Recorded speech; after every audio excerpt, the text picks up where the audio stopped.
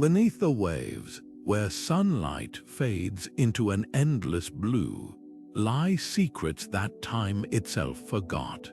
Scattered across the ocean floor, hidden by centuries of shifting sands and swirling currents, are the remnants of civilizations that once thrived: grand temples, sacred spaces, and entire cities now swallowed by the sea. These aren't just ruins, they're time capsules, waiting to whisper their stories to those willing to listen. Picture this: towering stone pillars encrusted with coral, statues of forgotten gods half buried in silt, and intricate carvings that have survived where human voices have long since faded. This is the world of the lost temples of the ancient world under the sea, and today we're diving deep to uncover their mysteries. What forces could have dragged these marvels beneath the waves? Was it the wrath of nature, earthquakes, tsunamis, or rising sea levels, or something more mysterious, like the legends that speak of divine punishment or vanishing islands? From the sunken city of Dwaker, said to belong to a mythical Hindu king, to the enigmatic Yonaguni monument off the coast of Japan, whose geometric precision sparks debates about lost advanced civilizations, these underwater sites challenge everything we think we know about history. They're not just relics, they're puzzles, each piece a clue to understanding the people who built them, the beliefs they held sacred, and the cataclysms that silenced them. This journey isn't just about exploration, it's about connection. As we navigate these silent halls beneath the sea, we're touching the lives of those who came before us, people who laughed, worshipped, and dreamed just as we do. The ocean has kept their secrets long enough, so let's pull back the curtain on these submerged wonders together. By the time we surface, you'll never look at the waves the same way again. The ocean isn't just water, it's the keeper of our past, and its tides are finally ready to reveal what they've hidden for thousands of years. Are you ready to dive in? No legend haunts the depths of human imagination quite like Atlantis. Plato first spun this tale over 2,000 years ago, describing a powerful island nation with advanced technology, grand architecture, and unimaginable wealth until it angered the gods and vanished beneath the sea in a single catastrophic day. But was this just a cautionary tale, or could Atlantis have been real? For centuries, explorers and scholars have scoured the globe, trying to pinpoint its possible location. Some point to the Richat structure in Mauritania, a strange circular formation visible from space that eerily matches Plato's description of concentric rings. Others argue the Azores Plateau, deep in the Atlantic, could hold remnants of a lost civilization swallowed by rising waters at the end of the last ice age. Then there are those who believe Atlantis wasn't just one place, but many. Could the crumbling temples we've found underwater be fragments of a much larger story? The sunken ruins off the coast of Cuba, the bizarre underwater roads of Bimini, even the massive stone blocks near Japan's Yonaguni, each discovery reignites the debate. Skeptics dismiss these as natural formations, but what if we're seeing glimpses of something far older than recorded history? The truth is, Atlantis may never be found, not because it didn't exist, but because its legacy might be scattered across the ocean floor in places we're only beginning to explore. And that brings us to Dwarka, a city from Hindu scriptures said to have been built by Lord Krishna himself. Unlike Atlantis, Dwarka isn't just legend. Divers have uncovered its walls, pottery, and even ancient anchors off India's western coast. The sea here hides a thriving metropolis, one that matches ancient texts down to the smallest details. If Dwarka was real, what else might be waiting beneath the waves? Perhaps Atlantis isn't a single lost city, but an echo of countless civilizations that met the same fate. The ocean keeps its secrets well, but with every new discovery, we're getting closer to hearing their stories. Legends speak of a city so magnificent, its golden towers shimmered under the sun, a kingdom ruled by a divine prince before the sea rose to claim it. This is Dwarka, the fabled capital of Lord Krishna, described in ancient Hindu texts with astonishing precision, a bustling port with 70,000 palaces, vast gardens, and a fortress so mighty it was said to be unconquerable. For centuries, scholars debated whether Dwarka was myth or memory, until marine archaeologists made a discovery that shook the historical world. Just off the coast of modern Gujarat, beneath layers of sand and salt water, lay the remnants of a sprawling city. Massive stone walls extended for nearly half a mile, interspersed with stone anchors that once moored ships from distant lands. Pottery shards, carved with motifs matching those described in sacred scriptures, dotted the ocean floor like breadcrumbs leading back to a forgotten age. What's truly breathtaking is how closely these ruins align with the Mahabharata's account of Dwarka's fate. The epic describes how, after Krishna's death, the sea swallowed the city whole, a cataclysm so sudden, residents barely had time to flee. Geological studies now suggest this wasn't just poetic license. Core samples reveal evidence of a massive tsunami around 1500 BCE, a disaster powerful enough to submerge entire coastlines. Was Dwarka's demise a tragic act of nature, or, as believers argue, the fulfillment of a celestial prophecy? The underwater site offers eerie support for both theories. Divers have uncovered what appears to be a temple complex, its steps leading nowhere, its altars silent. Nearby, a stone slab bears an inscription too eroded to read, perhaps a final message from a civilization that knew its time was ending. Yet the most haunting question isn't how Dwarka fell, but what its existence reveals about our past. If this city was real, how many other legends might be rooted in truth?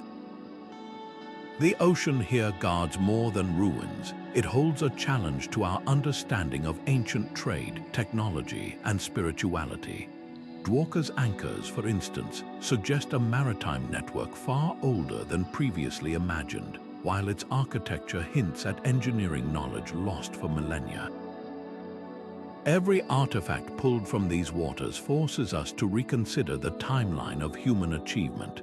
Now, shift your gaze eastward, where another underwater mystery defies explanation. Off Japan's Yonaguni Island, a massive stepped pyramid rises from the seabed, its sharp angles and terraces so precise that they seem sculpted by human hands.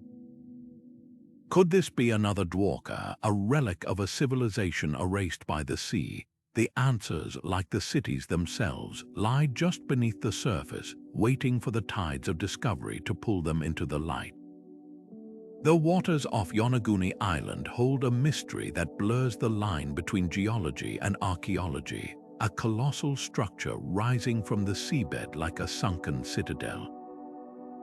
With its flat terraces, near-perfect right angles, and staircases that seem to climb toward nowhere, the Yonaguni Monument doesn't just challenge our understanding of natural rock formations, it dares us to reconsider human history. Discovered in the 1980s by a local diver, this sprawling complex stretches over 200 feet long, its walls eerily reminiscent of ancient stepped pyramids found in Central America or Southeast Asia. Marine geologists point to the region's active seismic activity, suggesting the structure could be sandstone fractured by tectonic shifts over millennia. But then there's the central, turtle-shaped platform, the twin pillars flanking what looks like an entrance, and the straight, deliberate channels carved between tiers features that defy simple geological explanations.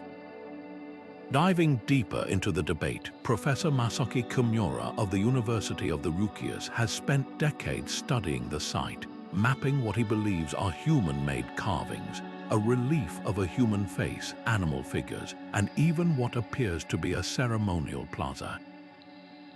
His theory, this could be a remnant of Mu, a legendary Pacific civilization said to have vanished beneath the waves, much like Atlantis. Skeptics counter that nature is capable of creating astonishing symmetry. Wave erosion, coral growth, and seismic faults can mimic architectural precision. Yet one haunting detail lingers, the monument's alignment. Its terraces face true north, mirroring the intentional orientation of ancient megalithic sites like Giza or Stonehenge. Coincidence or the fingerprint of a culture lost to time? What makes Yonaguni so captivating isn't just the question of its origin, it's the implications. If human hands shaped these stones, they would have done so over 10,000 years ago during the last ice age, when sea levels were low enough to expose this land. That predates the oldest known civilizations by millennia. Could this be evidence of a sophisticated society erased by rising waters? Or is it a testament to nature's artistry, a geological masterpiece we're only now learning to appreciate? The truth may lie somewhere in between, a natural formation enhanced by ancient modifications, a sacred site repurposed by later peoples, or even a once dry ritual space claimed by the ocean. As the debate rages on, one thing is undeniable. Yonaguni forces us to confront how little we know about humanity's early chapters. While scientists continue to analyze sonar scans and dive teams probe for artifacts, the monument remains an enigma wrapped in coral and shadow. Whether it's a sunken city or a marvel of erosion, its silent presence whispers of mysteries yet to surface. And speaking of whispers, our next stop holds echoes of a different kind. Beneath the turquoise waves of the Mediterranean off the coast of Egypt lies a temple so grand it was said to be the gateway to another world, but that's a story for the next dive. Off the southern coast of Greece, where the Aegean Sea sparkles under the Mediterranean sun, time stands still beneath the waves. Here, hidden in the shallow turquoise waters, lies Pavlopetri, a city so ancient it predates the pyramids of Egypt by 1,000 years. Unlike other submerged ruins, Pavlopetri isn't just fragments or scattered stones. Its streets still trace the same paths they did 5,000 years ago. Buildings with intact walls rise from the seabed, their doorways and courtyards frozen in silent abandonment. Even the tombs of its long-lost inhabitants remain, their secrets sealed beneath layers of sand and salt water. This isn't just a ruin, it's a snapshot of Bronze Age life, preserved with almost eerie perfection. What makes Pavlopetri extraordinary isn't just its age, but its clarity. Archaeologists mapping the site have uncovered an entire urban grid, complete with residential quarters, public squares, and a sophisticated drainage system. The layout reveals a society that valued order and community, with homes clustered around shared courtyards and streets designed for foot traffic, proof that even 5 millennia ago, humans understood the art of city living. Among the ruins, ceramic vessels still sit where they were last placed, their once bright paints now faded by centuries underwater. These weren't just objects, they were part of daily life containers for olive oil, wine, and grain, now silent witnesses to a vanished world. But how did Pavlopetri end up beneath the waves? Unlike Dwarka or Atlantis, there's no dramatic legend of divine wrath or catastrophic tsunamis here. Instead, the answer may lie in the slow, relentless creep of rising sea levels. Studies suggest that around 1000 BCE, the Mediterranean's waters began inching upward, swallowing coastal settlements over generations. Pavlopetri's residents likely watched as their homes flooded bit by bit, retreating to higher ground until the sea claimed the last of their city. Yet there's another twist. Seismic scans reveal cracks in the bedrock beneath the ruins, hinting that an earthquake might have accelerated the city's demise. Whether by nature's slow hand or a sudden disaster, Pavlopetri's fate mirrors a truth we're grappling with today. The sea is both giver and taker of human civilization. What's most striking about Pavlopetri, though, is how it upends assumptions about ancient societies. This wasn't some primitive village, it was a thriving hub, likely part of a vast trade network stretching across the Mediterranean. The discovery of pottery styles from distant regions suggests its people were connected to cultures far beyond their shores. And then there's the mystery of its name. Pavlopetri translates to Paul's Stone, a modern label. We have no idea what its builders called their home. Their language, their stories, even their gods are lost to time. All that remains are these silent streets, a ghostly echo of lives once lived.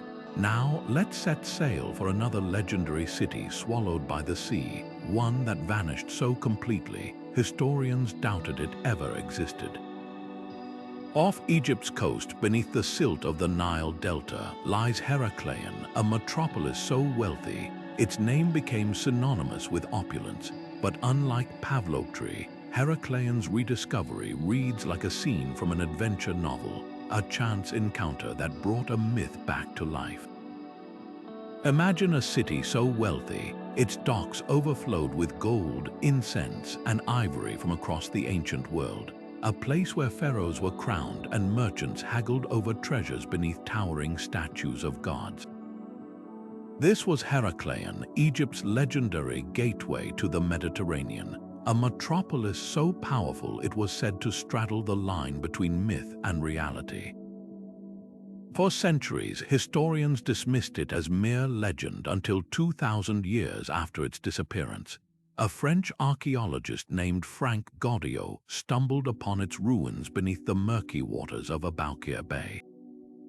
What he found would rewrite history. The scale of Heracleion's rediscovery still takes the breath away. 16-foot-tall statues of pharaohs and deities loom in the darkness, their faces eerily intact despite centuries underwater. Gold coins stamped with the faces of long-forgotten rulers glint in the sediment, alongside delicate jewelry and ceremonial barges that once carried priests to the Temple of Ammon. One particularly haunting find, a 2-ton black granite slab, the Stele of Heracleion, covered in hieroglyphs that confirmed the city's identity beyond doubt. But perhaps most astonishing is the sheer density of artifacts. Over 60 shipwrecks rest in the harbor, their hulls packed with cargo that never reached its destination. Bronze vessels from Greece, amber from the Baltic, even Indian spices, proof that Heracleion was the beating heart of ancient global trade. So how did this thriving hub vanish without a trace? The leading theory points to nature's cruel irony. Heracleion was built on unstable delta silt, and when a massive earthquake struck around the 8th century, the ground literally turned to liquid beneath its foundations. Soil liquefaction, as geologists call it, would have caused buildings to tilt and collapse in mere minutes, while a subsequent tsunami delivered the final blow. But there's a twist. Some artifacts appear deliberately arranged, as if someone tried to save them before the waters rose. A cluster of gold figurines found near a temple altar suggests a last-ditch offering to appease the gods, a poignant glimpse of human desperation in the face of catastrophe. Heracleion's fate forces us to confront a humbling truth. Even the mightiest civilizations are no match for the Earth's whims, yet its rediscovery also offers hope. If a city this significant could hide in plain sight for 1,200 years, what else might lie beneath the waves? That question pulls us westward now, to the Caribbean's warm currents, where sonar has revealed something even more perplexing. A series of geometric structures off Cuba's coast, their angular perfection defying natural explanation. Could these be the remnants of another lost chapter in human history, waiting to surface? The ocean, it seems, is far from done sharing its secrets. The Caribbean's warm waters hold a secret so baffling, even seasoned archaeologists struggle to explain it. In 2001, a team scanning the ocean floor off Cuba's western coast stumbled upon something that shouldn't exist. A series of massive, symmetrical structures resting nearly 2,000 feet below the surface. Sonar images revealed what appeared to be smooth, pyramid-like formations, some measuring as wide as a football field, arranged with geometric precision across the seabed. The discovery ignited a firestorm of speculation. Could these be the ruins of an advanced civilization lost to time, or merely nature's uncanny ability to mimic human design? What makes the Cuban underwater pyramids so tantalizing is their eerie resemblance to known ancient monuments. The largest structure, estimated to be nearly 150 feet tall, appears to have a flat, truncated top, a feature seen in Mesoamerican pyramids like Teotihuacan. Even more intriguing are the sonar-detected roads connecting the formations, their straight lines stretching for miles across the ocean floor. Marine geologists point to the region's volcanic activity, suggesting these could be rare examples of pillow lava formations cooled into blocky shapes. But how does that explain the near-perfect 90-degree angles or the clusters of smaller, equally symmetrical buildings surrounding the main structures? Enter the Atlantis theorists. Some researchers, like Paulina Zalitsky, who co-discovered the site, argue these formations align with Plato's description of a sunken city, specifically its mention of circular canals and concentric walls. Others propose a different narrative. A pre-Columbian culture, far more advanced than history records, might have thrived here before rising seas swallowed their homeland. Skeptics counter with Occam's razor nature creates symmetry too. Underwater landslides, tectonic shifts, or even ancient coral reefs could theoretically form such shapes over millennia. Yet one detail refuses to fit neatly into either camp: the depth. These structures lie under half a mile of water, meaning they would have had to sink during the last ice age, over 12,000 years ago, long before any known civilization capable of such construction. The truth is, we may never know. Despite multiple expeditions, no human artifacts have been recovered to definitively prove these pyramids were built by hands. Yet the absence of evidence isn't evidence of absence.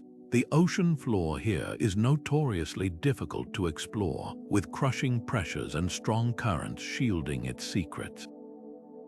What's undeniable is how this discovery exposes the gaps in our understanding of early human history. If these stones were shaped by people, they predate the earliest known cities by thousands of years, forcing us to reconsider everything we thought we knew about the rise of civilization. Now shift your gaze northward, where an even stranger anomaly waits in the icy depths of the Baltic Sea. In 2011, a team of Swedish treasure hunters scanning for shipwrecks found something far more perplexing: a massive, disc-shaped object resting on the seabed, its surface scarred with strange markings. Dubbed the Baltic Sea Anomaly, this bizarre formation has sparked wild theories, from ancient UFOs to glacial deposits. But one thing's certain: the ocean's mysteries are far from exhausted, and each discovery peels back another layer of our forgotten past. Deep in the icy waters of the Baltic Sea lies an enigma that defies simple explanation. In 2011, a team of Swedish explorers searching for sunken shipwrecks made a startling discovery: a massive, circular object resting on the seabed, its edges unnaturally smooth, its surface marked with strange grooves and ridges. Measuring nearly 200 feet across, this bizarre structure, dubbed the Baltic Sea Anomaly, looks like something straight out of science fiction, with its uncanny resemblance to the Millennium Falcon from Star Wars. But is this a relic of ancient human ingenuity, a trick of geology, or something even more extraordinary? Initial sonar scans revealed details that sent imagination soaring.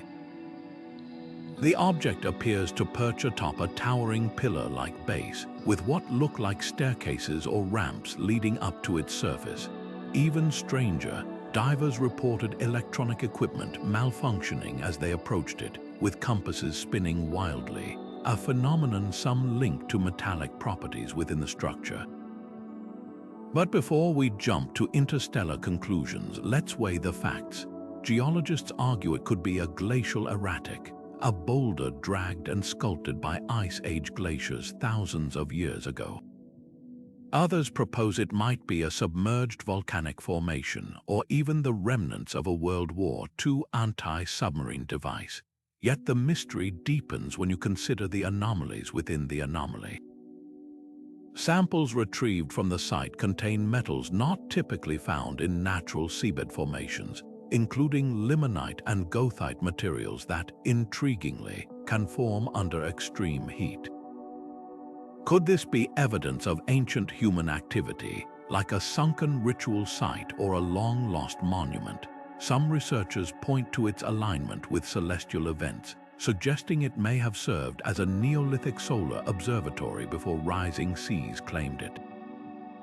But here's the twist. Carbon dating of nearby sediment suggests the structure could be over 14,000 years old, a time when mainstream archaeology insists humans lack the technology to build such sophisticated structures.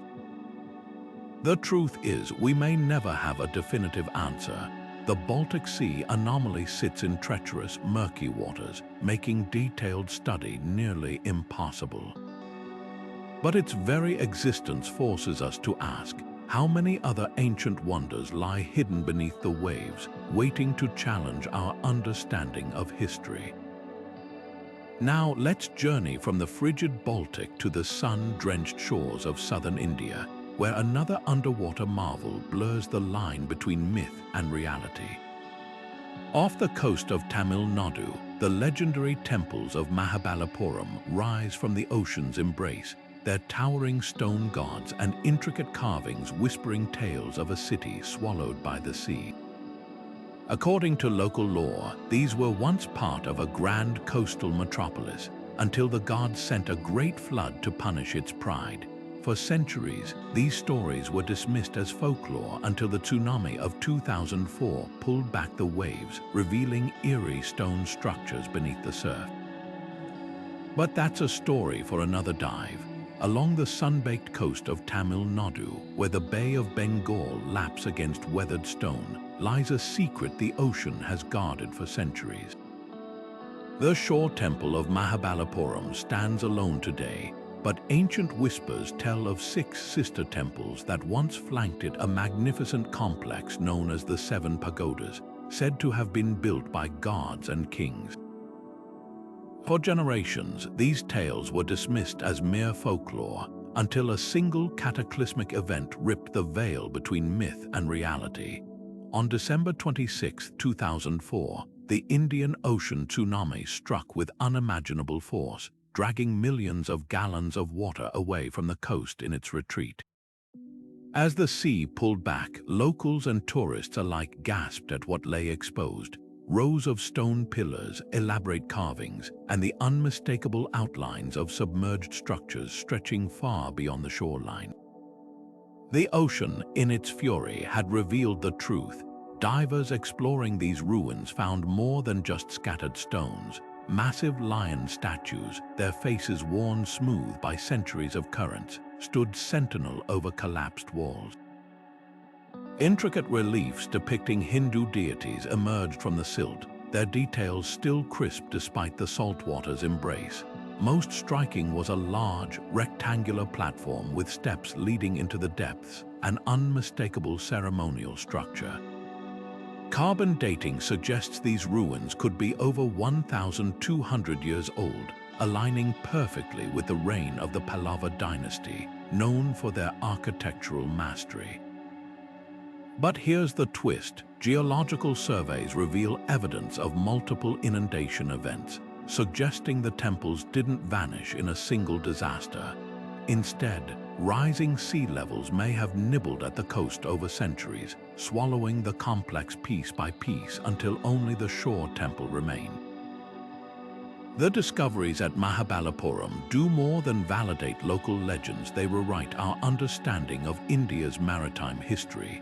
The scale of the submerged complex hints at a bustling port city, one that may have traded with ancient Rome, Persia, and Southeast Asia. Among the artifacts recovered were Chinese porcelain shards and Roman coins, silent testaments to a global network far older than historians once believed.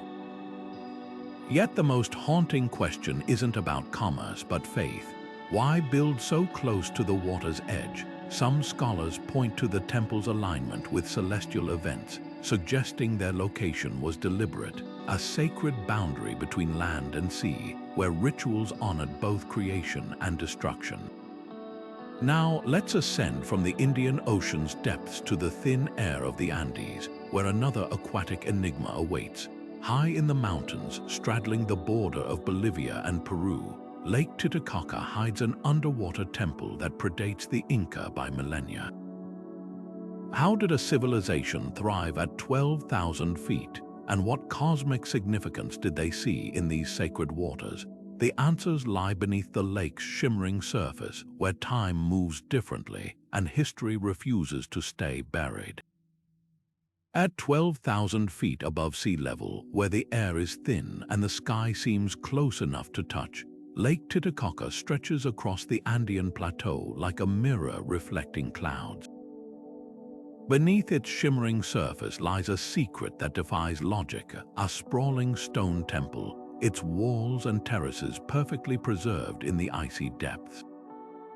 Discovered in 2000 by a team of international archaeologists, this submerged complex includes a 200-foot-long ceremonial pathway, intact retaining walls, and what appears to be an ancient agricultural terrace, all resting under 120 feet of water.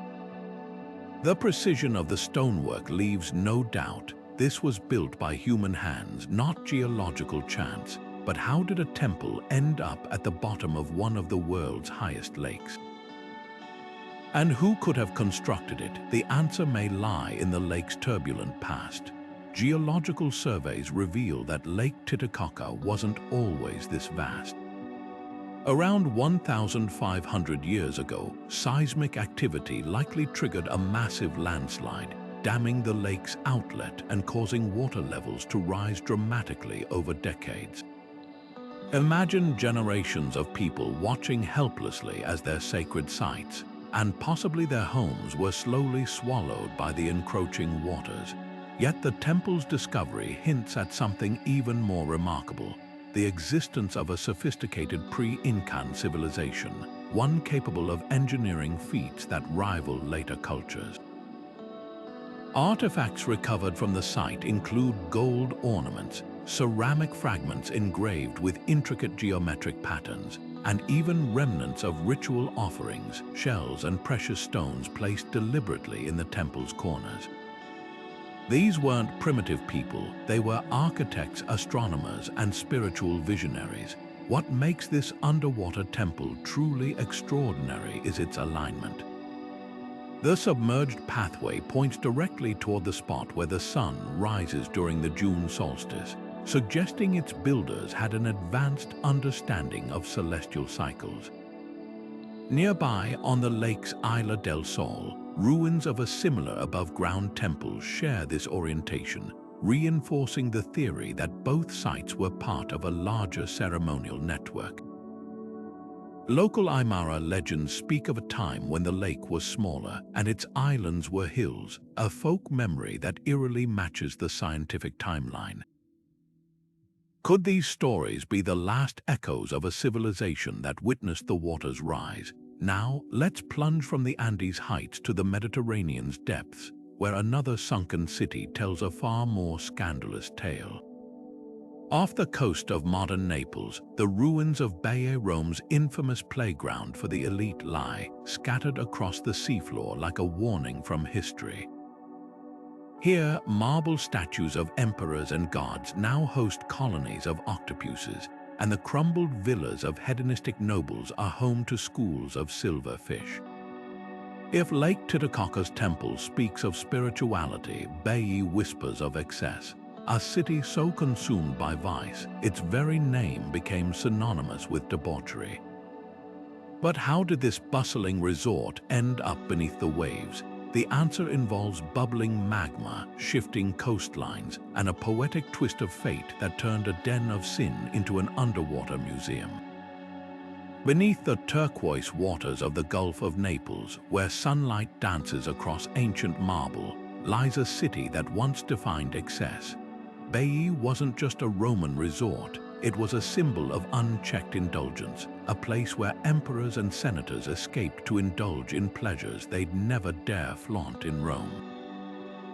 Today, its crumbling villas and toppled statues rest under 20 feet of water, their grandeur preserved like a snapshot of hedonism frozen in time. But how did this playground of the elite end up beneath the waves? The answer lies in the very ground it was built on. Baiae sat atop the Campi Flegrei, a vast volcanic caldera whose restless magma chambers still simmer today. Over centuries, the land here didn't just sink, it breathed, rising and falling with the Earth's subterranean size. Divers exploring Baiae's ruins are met with scenes straight from a surreal dream. A marble statue of the god Bacchus, his face still wearing a knowing smile, stands half buried in sand, seaweed tangled in his outstretched arms. Nearby, the mosaic floors of a luxury villa depict scenes of feasting and revelry, their colors miraculously intact despite 1,600 years underwater.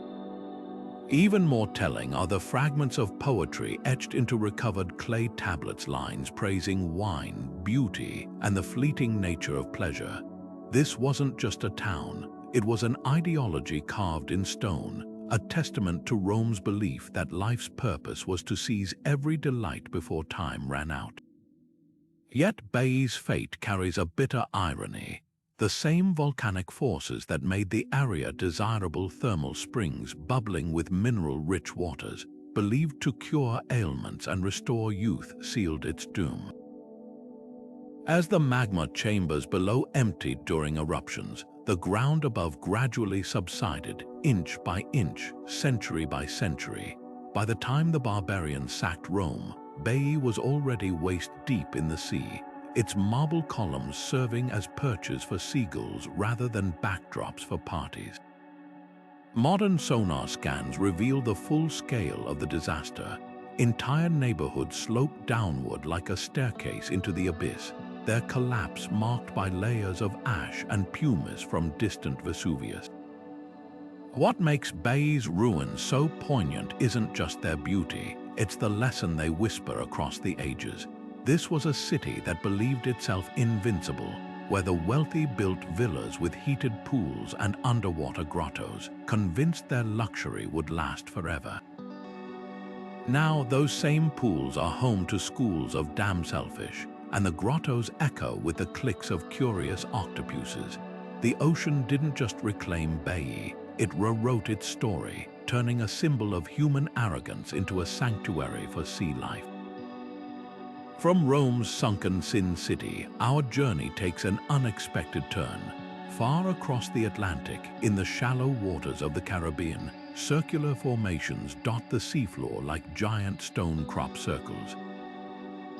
These mysterious rings, some spanning over 50 feet wide, have baffled scientists for decades.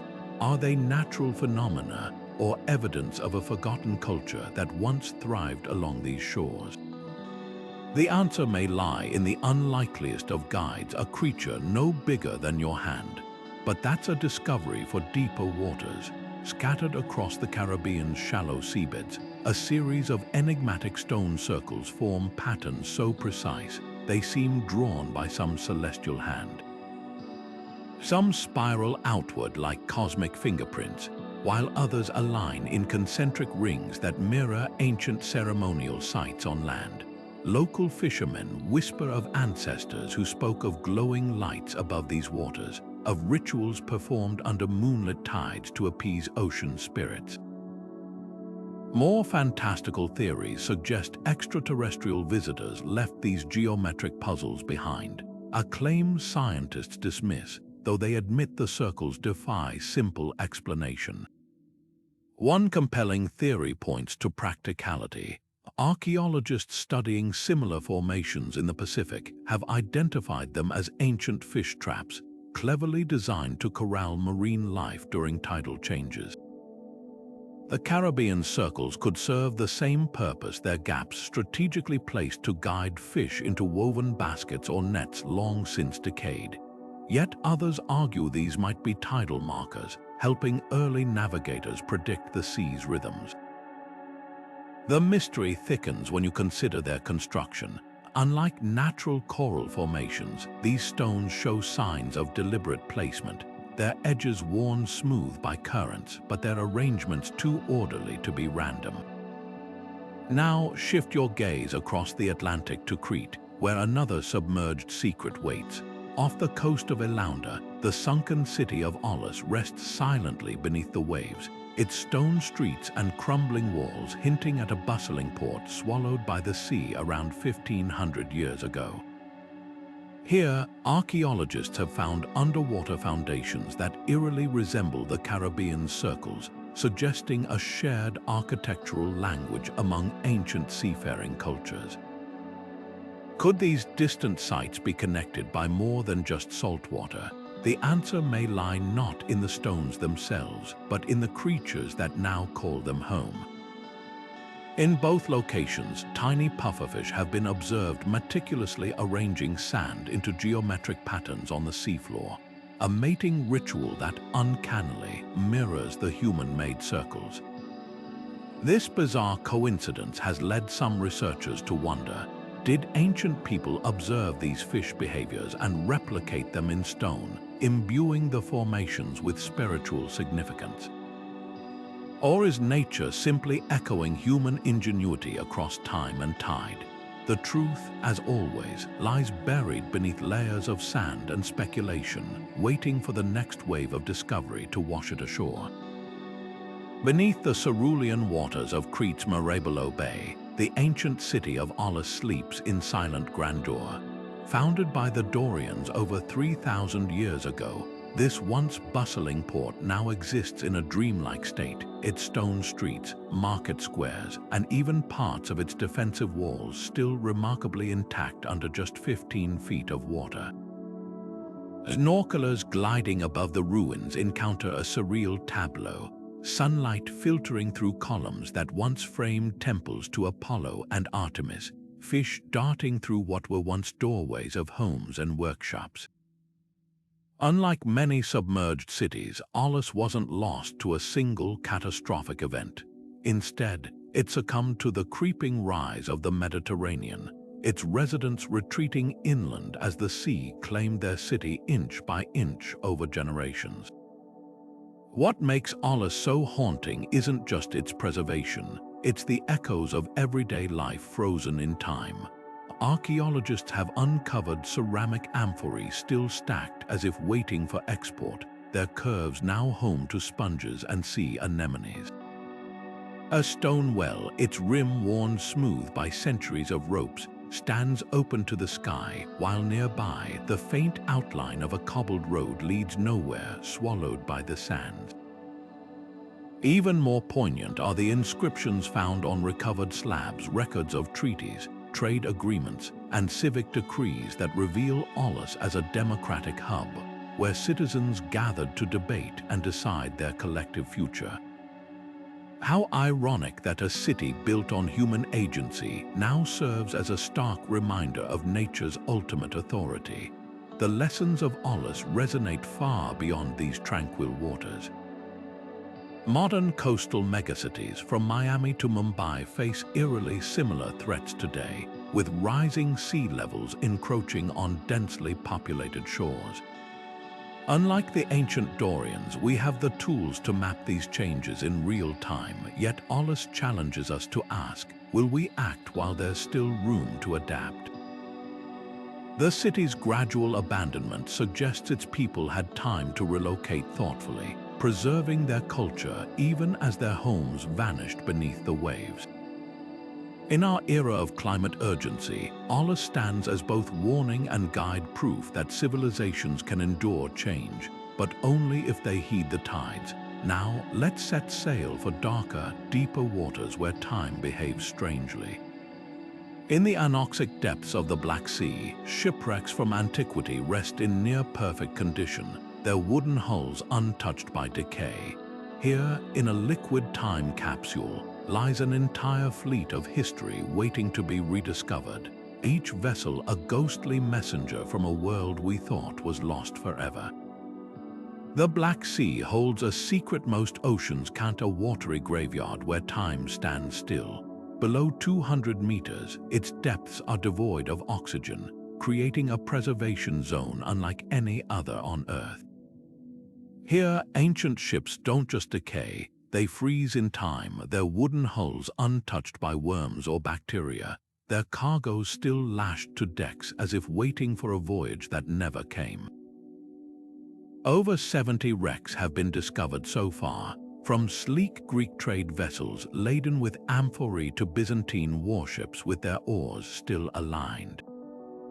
One particularly haunting find, a 2,400-year-old merchant ship, its mast upright, its rudder intact, its very ropes still coiled as if the crew had just stepped away.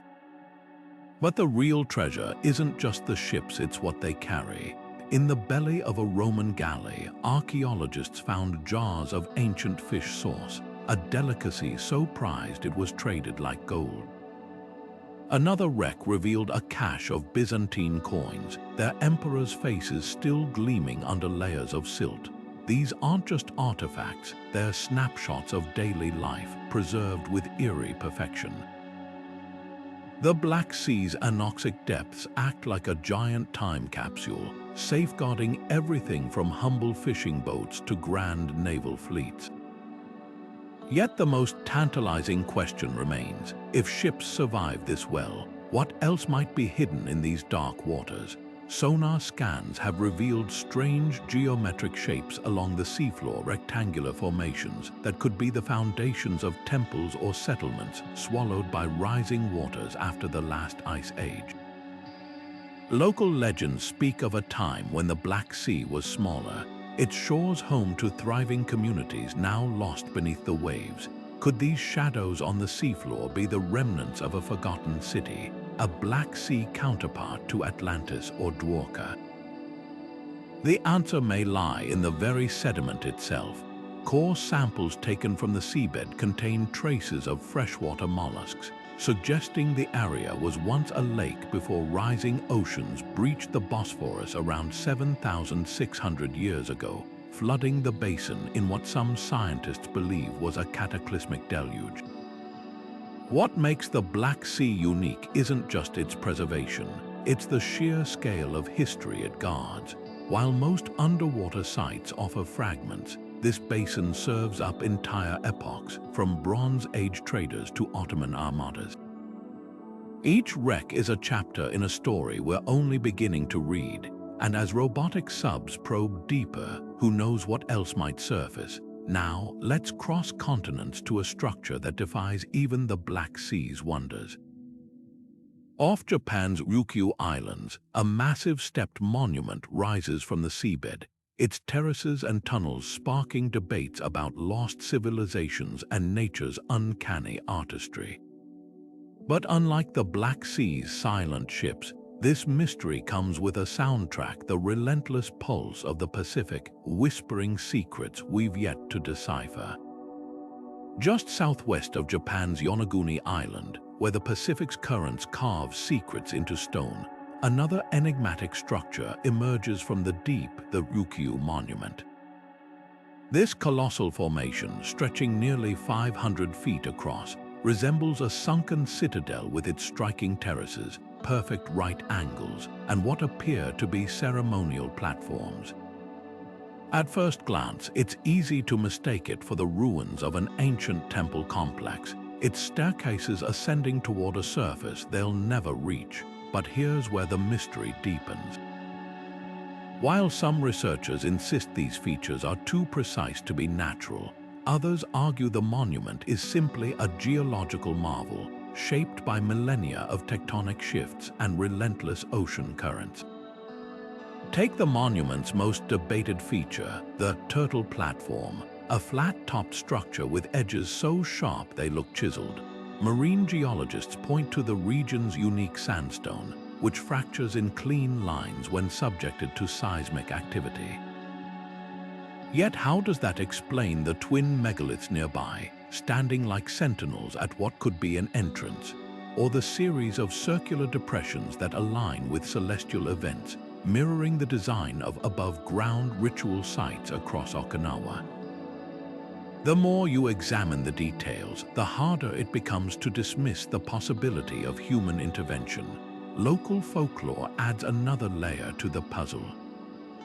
Fishermen from the Ryukyu Islands have passed down stories for generations about a palace beneath the waves, built by a race of sea people who vanished when the gods grew angry.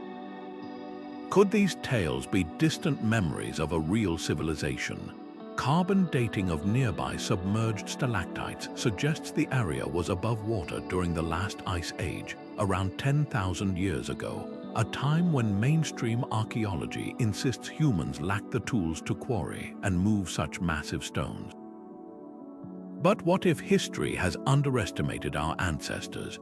The monument's possible alignment with solstice sunrises hints at sophisticated astronomical knowledge, while its submerged position parallels other ancient sites like India's Dwarka or Cuba's underwater pyramids, all believed to have been claimed by rising seas.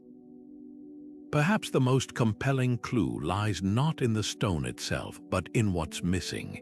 If the Ryukyu monument is natural, why does it stand alone in its perfection? The surrounding seabed shows none of the same geometric precision, just the chaotic beauty of typical underwater rock formations. And then there's the silence, no tools, no pottery, no human remains to definitively prove who might have built this place. The ocean, it seems, prefers to keep some mysteries just out of reach. Now, let's set sail for warmer waters, where the Mediterranean guards its own sunken secret.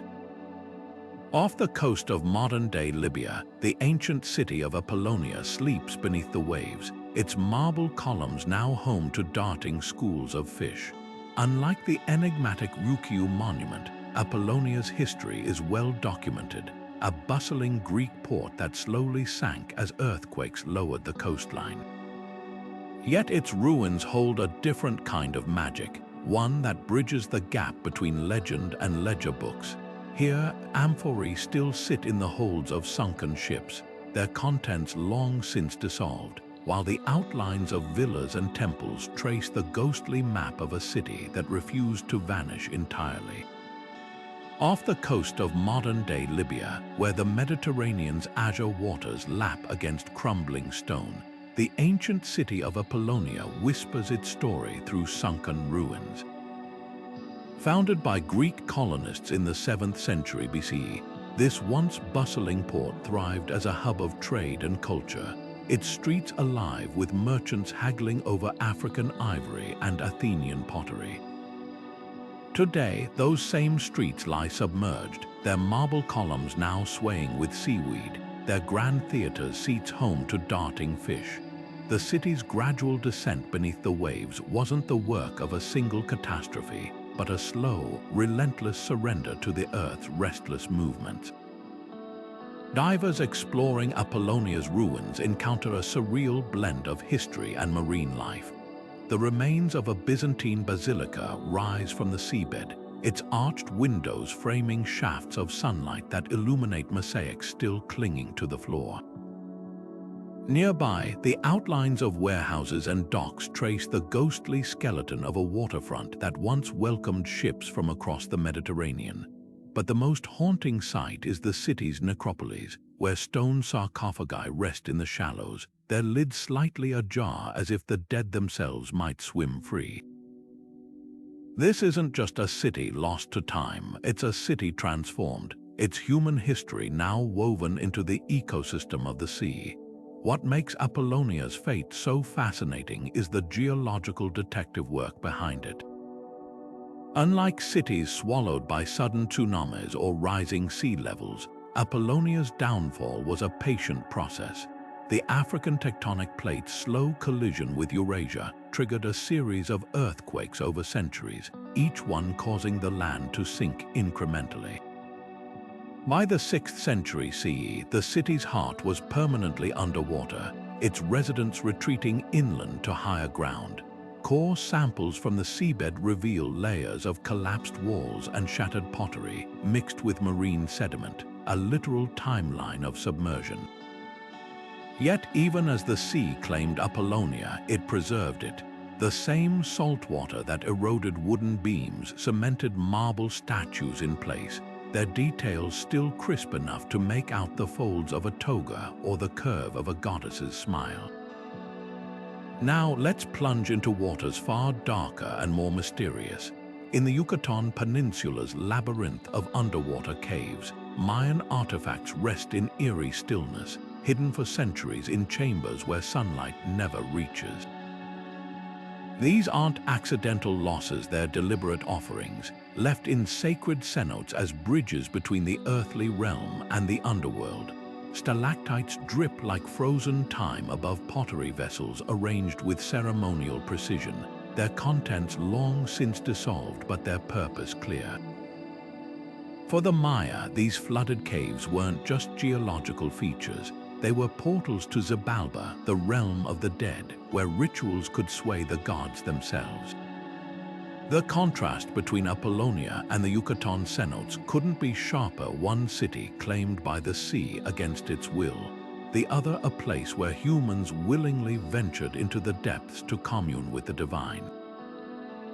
Yet both share a common thread: water as both preserver and transformer, a force that reshapes civilizations even as it cradles their memories.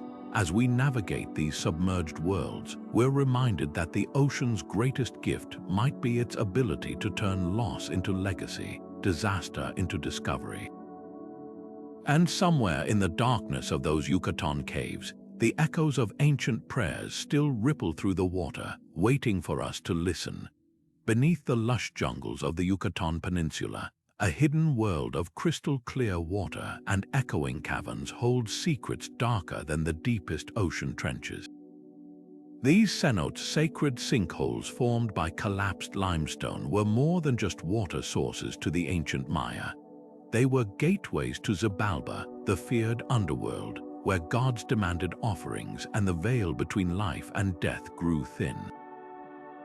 Divers exploring these submerged caves today encounter eerie relics of that spiritual world. Pottery vessels arranged in precise circles, jade ornaments glinting in flashlight beams, and even skeletal remains resting where they were placed centuries ago. One particularly chilling discovery in the cenote at Chichen Itza revealed over 200 sets of human bones, many belonging to children, a grim testament to the Maya's belief that the gods required the most precious gifts of all.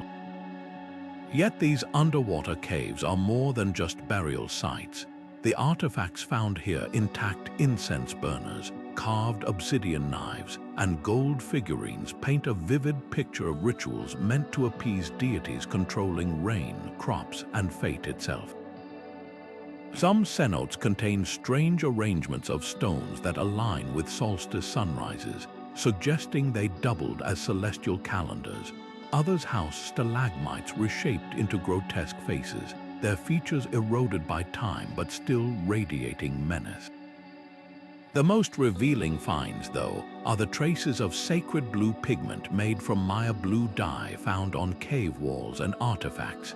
This color, reserved for rituals, transforms these flooded chambers into a kind of spiritual blueprint, mapping where priests once performed ceremonies to bridge the human and divine realms. What's truly astonishing is how perfectly these cenotes preserve history. Unlike ocean sites battered by currents, these freshwater caves are time capsules. there's still waters protecting delicate materials like wood, textile fragments, and even ancient DNA. Researchers analyzing a wooden spear recovered from the Hoyo Negro cenote found traces of blood, possibly from a ceremonial hunt, while pollen samples from sediment layers reveal what crops the Maya grew before drought may have driven them to desperate sacrifices. Each artifact is a puzzle piece, helping us reconstruct not just how the Maya worshipped, but how they understood their universe as a fragile balance between earthly and supernatural forces.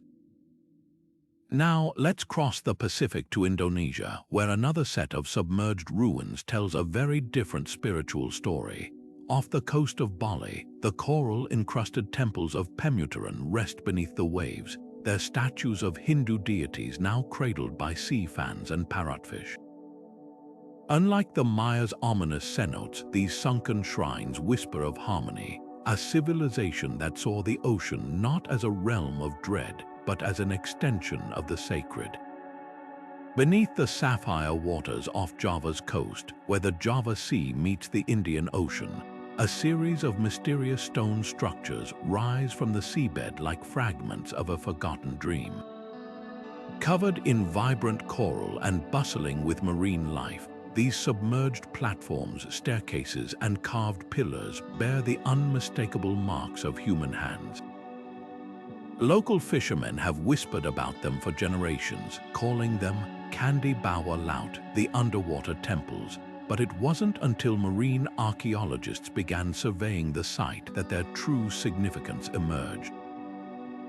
The structures align with descriptions of sacred sites from the Sunda Empire, a powerful Hindu-Buddhist kingdom that ruled Western Java from the 4th to the 16th century. Yet the scale of these ruins hints at something even grander. Could they be remnants of a royal complex or even a coastal capital swallowed by the sea? One of the most striking discoveries is a rectangular platform adorned with intricate carvings of lotus flowers and mythical creatures, their details softened by centuries of currents but still recognizable. Nearby, divers have mapped what appear to be the foundations of a large gate or archway, its stones arranged in a deliberate pattern that mirrors above-ground temples like Candi Kangkwang. But here's the puzzle. Geological studies suggest this area was likely above water until at least the 14th century, when a series of violent earthquakes and tsunamis reshaped Java's coastline. If these temples were indeed part of the Sunda Empire, their submersion may have been sudden, a catastrophic event that turned a thriving spiritual center into an aquatic relic. The implications ripple far beyond Java. Similar underwater structures have been reported off Bali and Sumatra, suggesting a network of coastal temples now lost to the waves. Could these be evidence of a maritime civilization that connected the islands long before recorded history? The findings challenge conventional narratives of Southeast Asia's past, which often portray early kingdoms as inland agrarian societies. These sunken ruins paint a different picture, one of seafaring people who built their sacred sites where land and ocean met, honoring gods of both earth and water. Now, let's sail west to the Mediterranean sun-drenched shores, where another lost city waits in the shallows. Along the rugged coast of southern Turkey, the ruins of Apollonia slumber beneath the waves, their crumbled walls now home to octopuses and schools of silvery fish. Unlike Java's temples, Apollonia's fate was a slow surrender, a once bustling Roman port gradually abandoned as rising seas and silted harbors strangled its trade. Yet its underwater streets still whisper of a time when this was a crossroads of empires, where merchants from 3 continents bartered under the watchful eyes of carved gods. Along the rugged Turkish coastline, where the Mediterranean's turquoise waters lap against weathered stone, the sunken city of Apollonia whispers of a slow-motion tragedy. Unlike cities claimed by sudden tsunamis or earthquakes, this once thriving Byzantine port met its end not with a roar, but with a sigh inch by inch, century by century, as rising seas crept over its streets. Today, snorkelers gliding above its ruins witness a ghostly tableau. Crumbled walls draped in sea fans, stone sarcophagi half buried in sand, and the skeletal outlines of olive presses that once fueled the local economy. The most haunting sight, a lone staircase leading down into the azure void, its steps now home to darting damselfish. This wasn't an apocalyptic event, it was attrition, the kind we'd recognize today as climate change in slow motion. Appolonia's story reads like a cautionary tale for the modern era. Founded in the 4th century CE, the city prospered as part of the Lycian League, its wealth built on trade and the prized purple dye harvested from local sea snails. But geological studies reveal a troubling pattern. As Roman-era warming raised Mediterranean sea levels, Appolonia's residents fought a losing battle. They built seawalls that now lie underwater, relocated warehouses to higher ground, and ultimately abandoned entire neighborhoods to the advancing tide. Core samples from the harbor sediment tell the full story: layers of pottery shards and building debris mixed with marine fossils, a literal timeline of human retreat. The final residents likely left by the 7th century, watching from the hills as their ancestors' homes vanished beneath the waves. What makes Appolonia uniquely instructive is its ordinariness.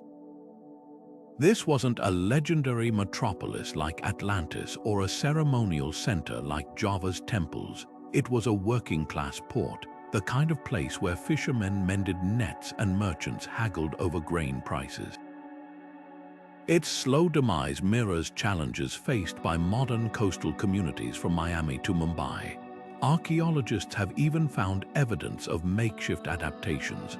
A church repurposed from an earlier Roman bathhouse, its mosaic floors buckling as groundwater seeped in. These weren't helpless victims, they were problem solvers grappling with environmental shifts eerily similar to our own. Now, let's dive deeper into the Mediterranean's mysteries, where the islands of Malta guard an enigma that defies easy explanation. Beneath its cobalt waters, a series of wheel-like cart ruts carved into the bedrock stretch for miles, some leading straight off cliffs into the abyss. These aren't random fissures, their parallel grooves suggest deliberate design, perhaps by a civilization that thrived when sea levels were far lower. Could these be the handiwork of Malta's prehistoric temple builders, whose megalithic structures above ground already push the boundaries of ancient engineering? The answer may lie in the silent streets of another sunken city, one that makes Appolonia look like a mere prelude to the ocean's appetite for human history. Beneath the crystal-clear waters off Malta's coast, a series of massive stone structures lie scattered across the seabed like pieces of a forgotten puzzle. These aren't random rock formations, their flat surfaces, right angles, and deliberate alignments mirror the island's legendary megalithic temples above ground. Take the site near Sliema, where divers have mapped what appear to be collapsed walls and a semicircular platform eerily similar to the apses of Malta's Haga Kim complex. Then there's the labyrinth of cart ruts, those mysterious parallel grooves carved into the limestone, which suddenly vanish off cliff edges and reappear underwater, as if tracing the path of a civilization forced to retreat from the rising tide. What makes these submerged ruins so compelling is their potential age. Malta's above-ground temples, like Giwith above Gantaja and Toxion, date back over 5,000 years, older than the pyramids of Egypt. But the underwater structures could be even more ancient, built when sea levels were low enough to expose now drowned land bridges connecting Malta to Sicily. Geologists estimate that around 12,000 years ago, at the end of the last ice age, the Mediterranean was nearly 400 feet lower than it is today. As glaciers melted, the waters rose at a rate of roughly 2 inches per decade, swallowing coastal settlements over generations. Imagine the descendants of Malta's temple builders watching helplessly as their sacred sites, and possibly their homes, were slowly claimed by the encroaching sea. The debate over these underwater formations reveals a fascinating clash of perspectives. Marine archaeologists like Dr. Timmy Gambin point to tool marks and strategic placements that suggest human hands shaped these stones.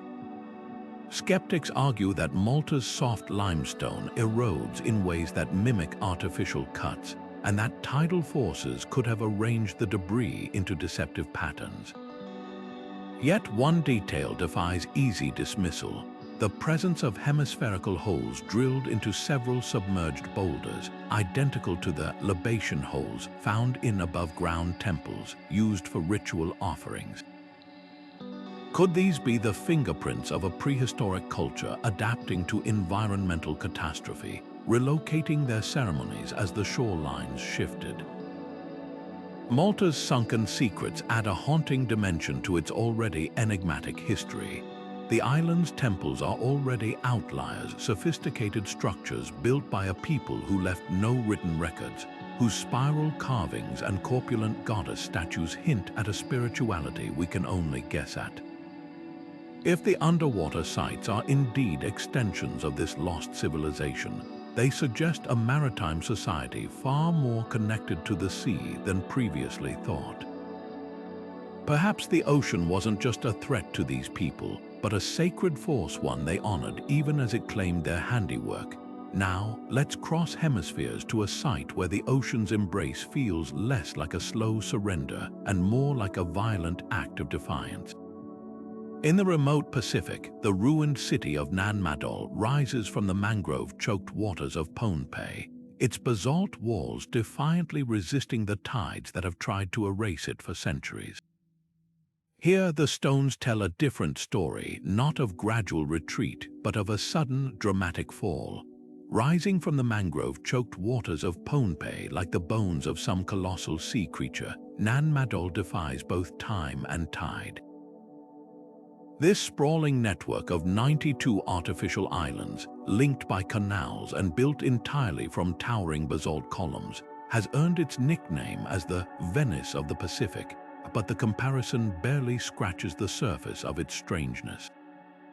The precision of its construction boggles the mind. Massive hexagonal and octagonal stones, some weighing up to 50 tons, stacked without mortar into walls 15 feet high. These aren't just ruins, they're an engineering marvel, a city literally conjured from the ocean by a civilization we still barely understand. Local oral traditions speak of twin sorcerer kings, Olosipa and Olosopa, who summoned the stones to fly through the air before placing them with supernatural precision.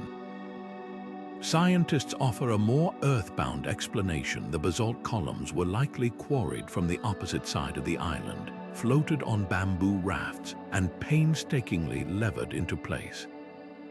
But even this theory can't fully account for the logistics. Building Nan Madol would have required a workforce of thousands laboring for generations, all to create a ceremonial and political capital in one of the most remote corners of the Pacific. What compelled this level of effort? The answer might lie in the city's eerie layout. At its heart stands Nan Dowers, an island fortress with walls 25 feet thick, not for defense against human enemies, but against the ocean itself. The mystery deepens when you consider Nan Madol's abrupt abandonment. By the time European explorers stumbled upon it in the 19th century, the city had been empty for centuries, its canals choked with silt, its altars silent. Core samples from the surrounding mangroves reveal a telling clue: layers of sediment suggesting catastrophic flooding around the 16th century, possibly triggered by typhoons or rising sea levels. Yet there's another twist: excavations have uncovered heaps of discarded seafood shells, hinting at a darker possibility. The very ecosystem that sustained Nan Madol's builders may have collapsed under their demands, with overharvesting depleting the reefs and mangrove forests that provided both food and building materials. What lingers most about Nan Madol isn't just its physical presence, but the questions it leaves unanswered. Why build a city on artificial islands when solid land was readily available? Was this a spiritual statement, a deliberate bridging of earth and sea, or a practical response to shifting coastlines? The contrast with Venice is revealing. Where the Italian city adapted to rising waters over centuries, Nan Madol seems to have been conceived from the outset as a place where land and ocean intermingled. Its builders understood something we're only now grasping, that the sea is never truly conquered, only temporarily appeased. Now, let's shift our gaze from the Pacific's tangled waterways to the Nile Delta's sunken secrets. While Nan Madol whispers of isolation, the ruins of Canopus near Alexandria shout of cosmopolitan grandeur, a city that thrived at the crossroads of civilizations before vanishing beneath the Mediterranean's waves. Here, the water doesn't hide a mystery of survival, but of excess. A playground for Egypt's elite, where temples stood shoulder to shoulder with brothels, and the line between sacred and profane blurred like ink in the tide. Barely a stone's throw from Heracleon's sunken splendor, another ghost city slumbers beneath the Mediterranean's shimmering surface, Canopus, Egypt's forgotten jewel. While its infamous neighbor stole headlines with golden statues and shipwrecks, Canopus whispers a subtler story, one etched in temple walls and scattered coins. This was no ordinary port. It was a sacred crossroads where pilgrims, traders, and philosophers mingled under the watchful gaze of Serapis, the hybrid god whose temple dominated the waterfront. Divers exploring these ruins today find a haunting landscape, colossal granite columns toppled like dominoes, their surfaces still bearing the chisel marks of long-dead artisans, and fragments of hieroglyphic tablets scattered like puzzle pieces across the seabed. The most poignant discovery, a cluster of bronze ceremonial bowls, their rims dented but still stacked neatly as if waiting for a ritual that never came. Canopus's demise mirrors Heracleon's tragic fate, yet with a twist that speaks to the fragility of human ambition. Core samples reveal layers of silt and marine sediment, sandwiching traces of burnt wood and collapsed masonry, evidence that this city didn't just sink, it fought back. Archaeologists believe a series of earthquakes around the 8th century shattered its seawalls, allowing the Mediterranean to rush in. But here's the chilling detail. Amidst the rubble, they've found hastily repaired cracks in temple foundations and makeshift dams constructed from salvaged statues. The people of Canopus didn't flee at the first tremor.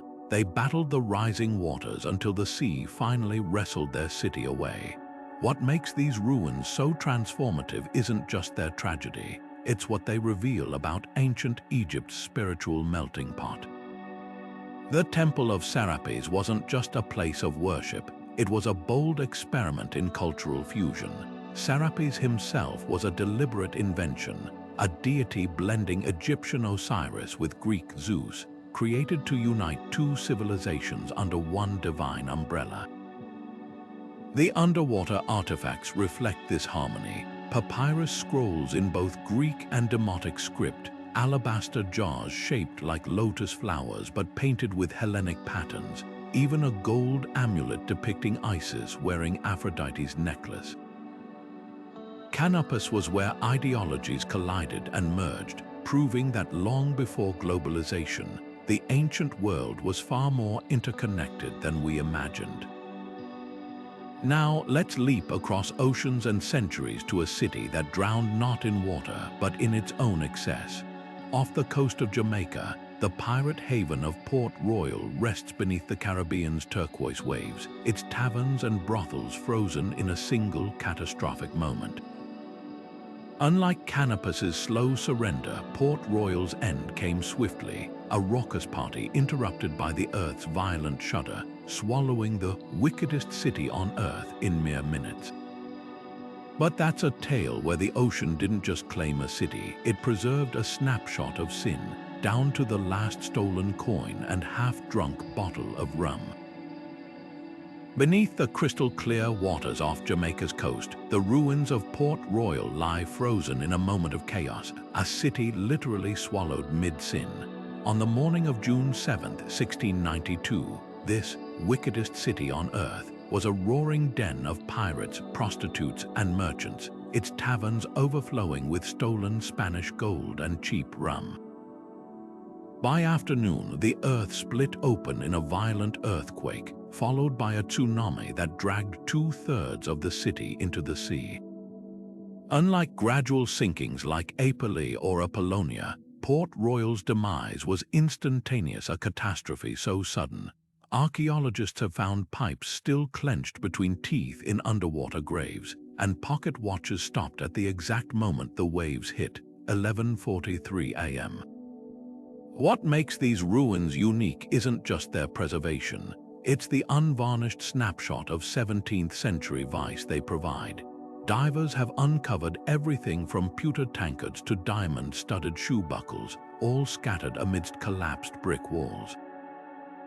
One particularly telling find, a ledger in a sunken merchant's office, its pages open to an entry detailing the sale of enslaved people, a grim reminder that Port Royal's lawlessness extended far beyond pirate theatrics.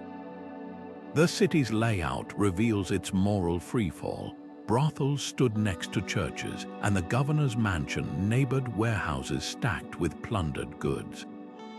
Local priests famously preached that the earthquake was God's judgment, a sentiment echoed in the diary of a surviving clergyman who wrote, "The sea vomited up the wickedness it could no longer stomach."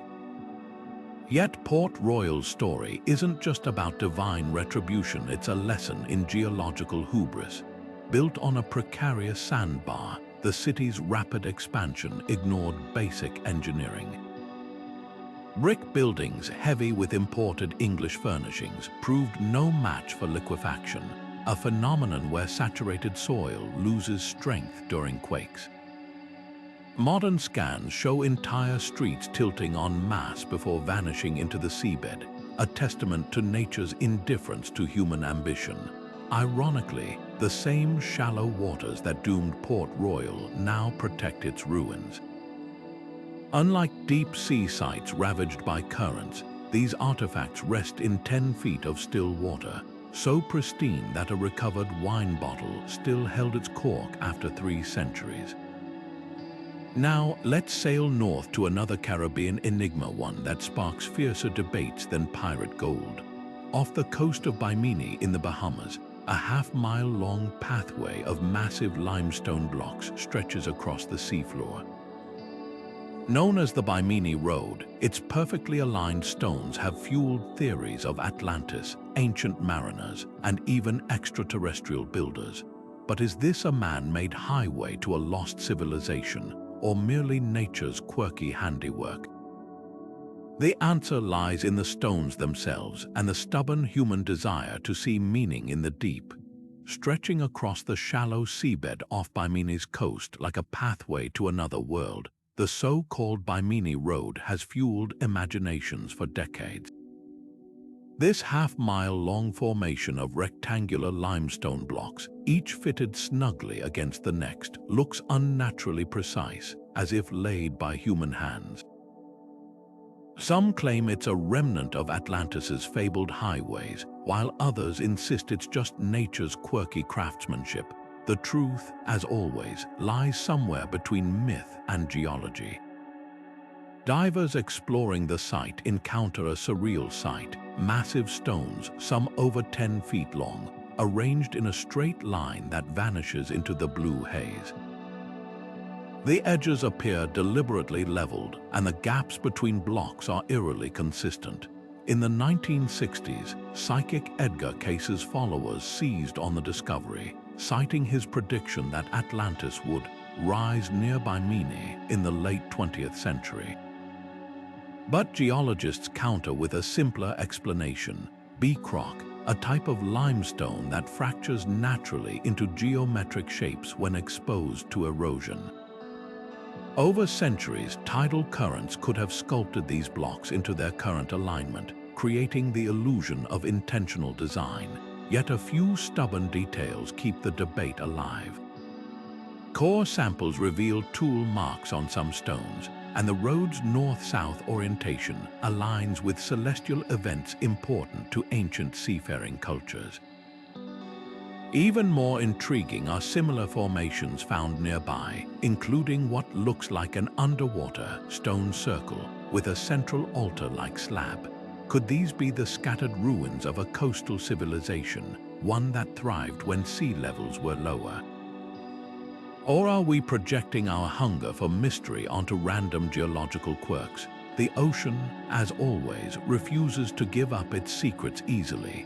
Now, let's cross the Atlantic to a place where the sea's appetite for human cities is undeniable. Off the coast of Suffolk, England, the drowned town of Dunwich whispers from beneath the waves, a medieval port once as prosperous as London, now reduced to a handful of crumbling walls and the occasional chimney stack glimpsed at low tide. Unlike Bimini's enigmatic stones, Dunwich's tragedy is meticulously documented. Storm by storm, century by century, the North Sea devoured its streets, its churches, even its graveyards, until all that remained was a fisherman's village and a cautionary tale. Dunwich's fate reads like a slow-motion nightmare. At its zenith in the 13th century, the town boasted 8 churches, bustling docks, and a royal mint. Then the storms came. A series of violent tempests in the 14th century breached its seawalls, swallowing entire neighborhoods. By the 18th century, even the Grand St. Peter's Church had tumbled into the surf, its bells said to still toll underwater during rough seas.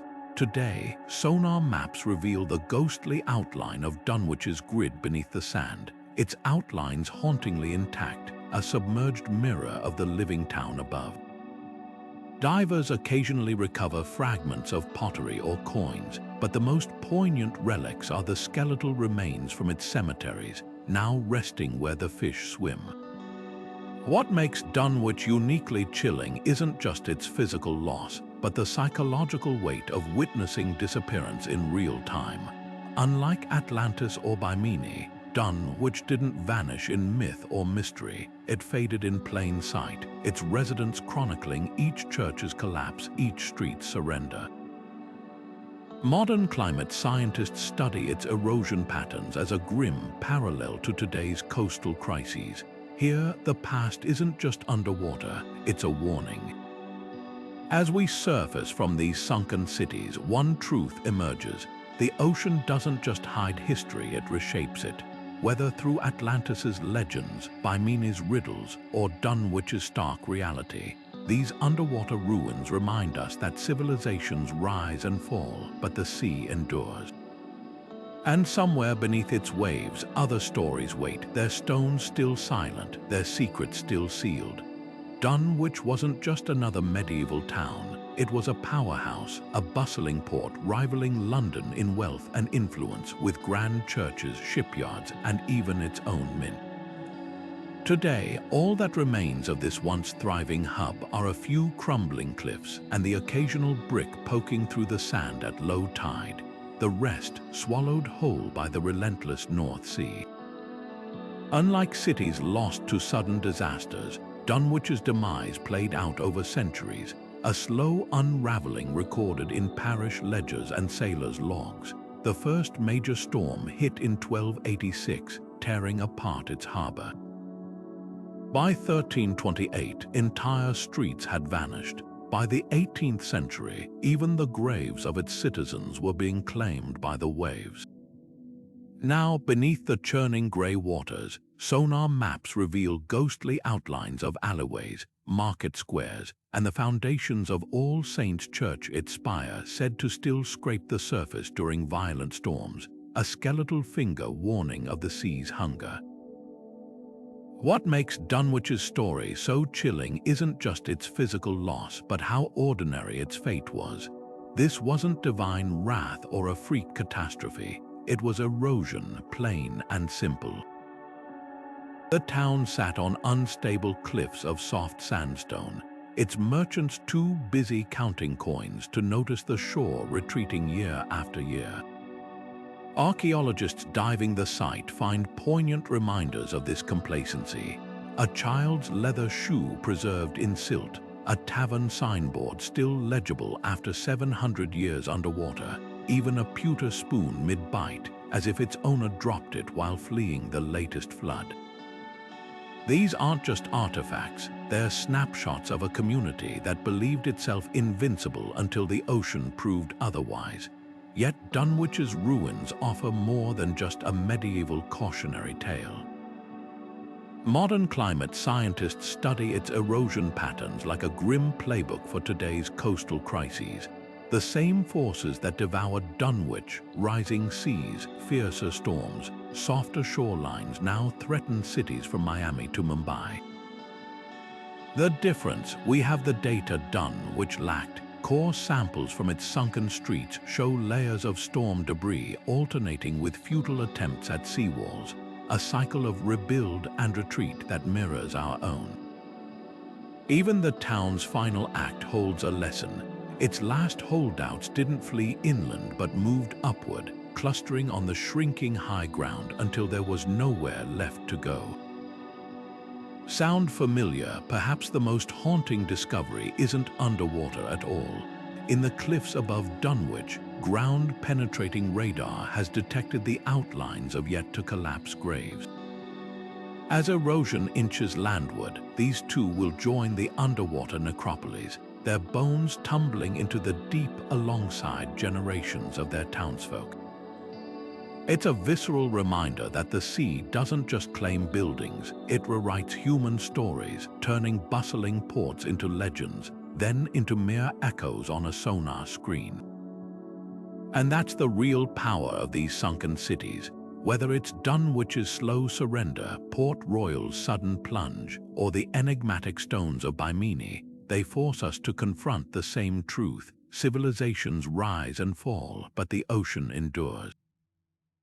These underwater ruins aren't just relics, they're mirrors, reflecting our own fragility back at us. As we grapple with rising tides and shifting coastlines, their silent streets ask us the hardest question of all. Will we learn from their fates or become the next chapter in the sea's endless story of conquest? From the legendary spires of Atlantis to the drowned churches of Dunwich, these sunken ruins tell a story far older than written history itself. They're not just crumbling stones beneath the waves, they're time capsules preserving the triumphs and tragedies of civilizations that once believed they'd stand forever. Think of the Maya lowering offerings into sacred cenotes, whispering prayers to gods of the underworld, or the merchants of Heracleion bartering under statues of forgotten deities, never imagining their bustling port would one day become a playground for fish. These cities didn't just vanish, they transformed, their streets now swirling with seaweed instead of footsteps, their temples home to octopuses instead of priests.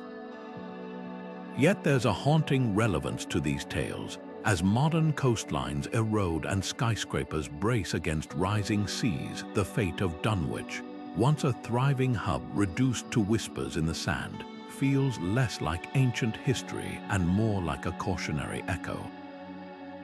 Scientists studying Pavlopetri's gradual submersion see eerie parallels to today's sinking megacities, while the tsunami that claimed Dwaker mirrors the existential threats faced by island nations today. The difference: we have tools those ancient cultures lacked, sonar to map the ocean's secrets, satellites to track shifting tides, and perhaps most crucially, the chance to learn from the past before it becomes our future. But the ocean isn't just a force of destruction, it's the world's greatest museum. Its galleries filled with artifacts too fragile to survive on land. In the Black Sea's oxygen-free depths, shipwrecks from antiquity rest with their cargo still lashed to decks, while Bali's submerged temples cradle statues of gods whose names we've forgotten. Every artifact recovered, every wall mapped, rewrites our understanding of human ingenuity. Who knew the Romans traded fish sauce like currency, or that Malta's prehistoric builders might have worshipped in sunken chambers? The sea doesn't just hide these stories, it perfects them, preserving moments the Earth would have erased. So what's next? With every technological leap, from deep-sea drones to AI-assisted archaeology, we're peeling back another layer of the ocean's secrets. Maybe the next dive will uncover a city older than Mesopotamia, or a temple that redefines our timeline of human achievement. One thing's certain, the water isn't done talking. And as long as waves keep crashing on shores both ancient and new, we'll keep listening. If this journey through the deep has left you as awestruck as it has us, hit that like button and share your favorite underwater mystery in the comments. Want more deep dives into history's hidden corners? Subscribe and ring the bell so you never miss an adventure. Until next time, remember, the past isn't always buried in books. Sometimes it's waiting beneath the next wave, ready to surface when we're bold enough